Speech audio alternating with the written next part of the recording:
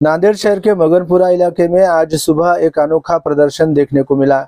यहाँ के नागरिक पिछले 2 महीनों से अपने घरों में आ रहे गंदे पानी से बुरी तरह परेशान हैं।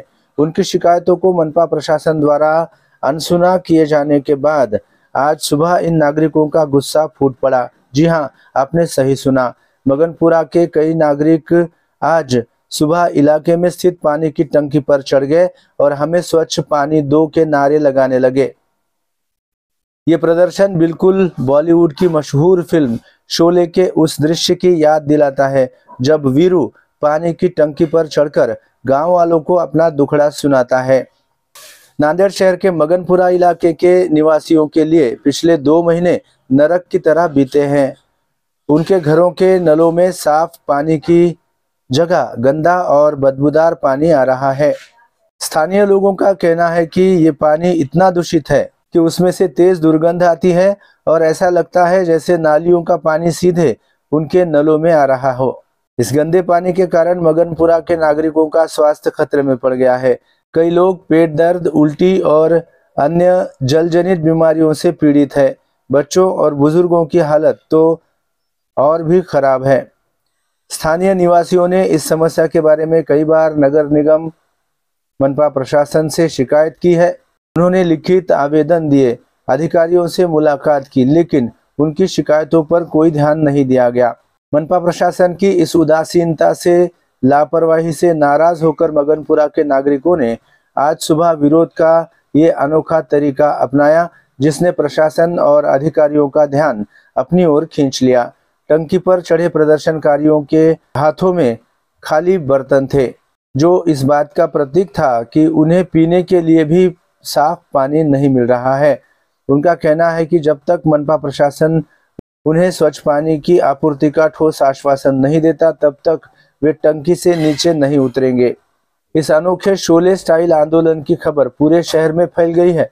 स्थानीय नेता और मनपा के कुछ अधिकारी भी प्रदर्शनकारियों से बातचीत करने की कोशिश कर रहे थे। इस बीच कोई ठोस समाधान नहीं निकल पाया है, लेकिन मनपा प्रशासन ने 15 अप्रैल तक समस्या को दूर करने का आश्वासन दिया है। अगर आश्वासन पूरा नहीं किया गया तो मनपा के अधिकारियों को इसी गंदे पानी से नहलाने का इशारा स्थानीय नागरिकों ने एमसीएन हिंदी न्यूज के माध्यम से दिया है। ये वाकई में एक गंभीर स्थिति है। मगनपुरा के नागरिकों का ये अनोखा प्रदर्शन प्रशासन को जगाने में कितना कामयाब होता है, ये देखना होगा। मगनपुरा नवा मोंडा तिथं वस्तू राहतो, घर आहे, घाण पाणी आलंय, सर्व पाणी गटरचं पाणी आलंय, चांगलं सोडावं लागते।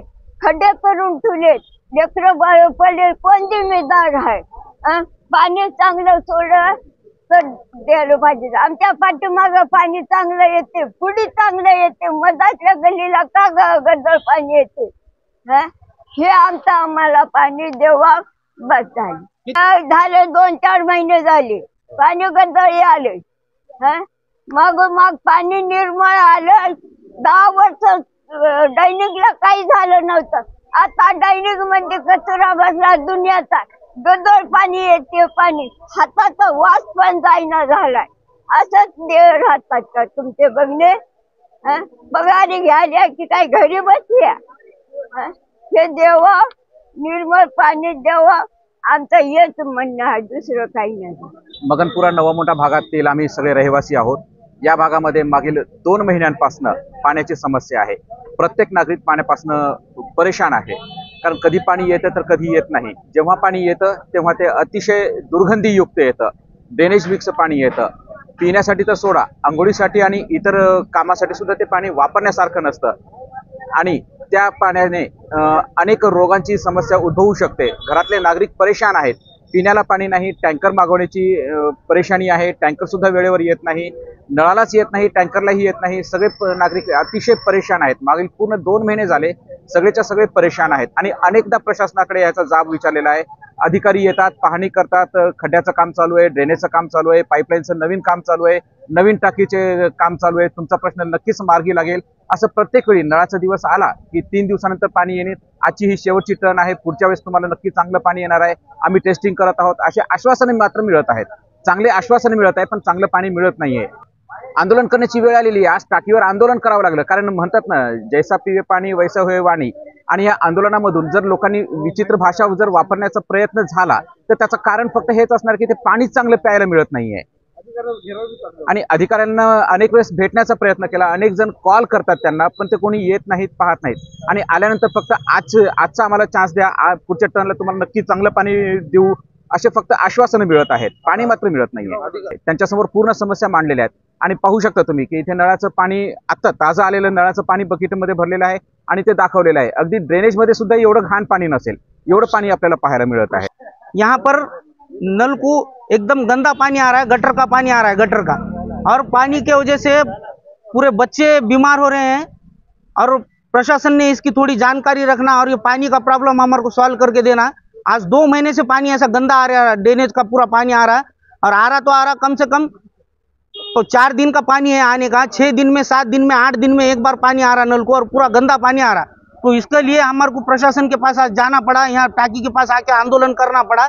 और इसका हमारे को निर्णय लगा के दो सर, कुछ तो ऐसा हमारा कहना है, बस इतना हमारे को बोलना है बस। समस्या अशी आहे की आज 1.5 ते 2 महिन्यापासून लोकांना पाण्याची समस्या आहे, भरपूर पाण्याची समस्या आहे। आणि पाणी जर आलं, जरी पाणी 4 दिवसाला 8 दिवसाला पाणी आले, पाणी जर आलं तर पूर्ण ड्रेनेजचं पाणी आले, पूर्ण लोक आहेत ना परेशान आहेत। पाणी सोडालेत रात्री 12 वाजता 1 वाजता, लोक आहेत दिवसभर काम वगैरे करून रात्री 12-1 वाजता माझी भरण्यासाठी जागे राहिले, तर पाणी पूर्ण ड्रेनेजचं पाणी सुटाले। आज तुम्ही पाहता एवढी मोठी तर टाकी बांधली, त्या टाकीचे कनेक्शन देण्यासाठी अगोदर त्या बी टाकीचे कनेक्शन तोडले, तर ह्या पण टाकीचे कनेक्शन तोडले। माणसाला आहे ना एवढी समस्या झाली, आमच्या मगनपुरा, वसंतनगर, बाबानगर भागातील सर्व नागरिकांना एवढी समस्या झालेली आहे की पाण्याचा भरपूर त्रास आहे। पहिले हे कनेक्शन जोडायच्या आधी ते कनेक्शन तोडायचं नव्हतं, कारण त्या कनेक्शन सुरळीत व्हायचं होतं। इकडले कनेक्शन जोडणं झाल्यानंतर मग ते कनेक्शन तोडायचे होते, कारण दोन्हीकडे तोडून ना इधर ना उधर अशी समस्या झालेली आहे। आज तुम्ही पाहिला थोड्या वेळाखाली की भरपूर नागरिक इथं टाकीवर जमा झाले होते, भरपूर त्रास झाला होता। आज प्रतिनिधी बी आले होते, प्रतिनिधीकडे मागणी पण केली, पूर्ण अधिकारी होते, अधिकाऱ्यांकडे पण मागणी केली, पण ही समस्या जाणून बुजून अधिकारी लोक त्रास द्यायले। अधिकाऱ्यांना फोन केला तर उडवाउडवीच्या गोष्टी करतात, फोन बंद करून ठेवतात, 8-8 दिवस फोन बंद राहते अधिकाऱ्याचा। लोकांनी जावा तर कुणाकडे जावं, समस्या आहे, एवढी समस्या आहे। आज 3 वर्ष झालं प्रशासन लागलं आहे, लोक दात मागा तर कोणाकडे मागा अशी समस्या झाली लोकांकडे।